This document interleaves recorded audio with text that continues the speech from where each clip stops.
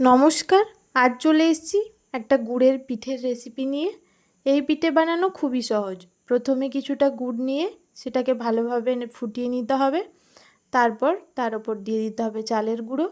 একসঙ্গে অনেক পরিমাণ দিলে হবে না, প্রথমে কিছুটা কিছুটা দিয়ে ভালো করে মাখিয়ে নিতে হবে। তারপর যখন শুকনো মতো হয়ে আসবে তখন সেটা ঠান্ডা করে নিতে হবে ভালো করে। তারপর হাতের সাহায্যে মেখে লুচির মতো ডো বানিয়ে গোল গোল আকার দিয়ে দিতে হবে। তারপর একটা কড়াইয়ের মধ্যে সর্ষের তেল বা সাদা তেলও ব্যবহার করতে পারেন। তেল গরম করে তার উপর এগুলো ছেড়ে দিতে হবে এক এক করে। তারপর দু পিঠ লাল করে ভেজে নিলেই হয়ে যাবে।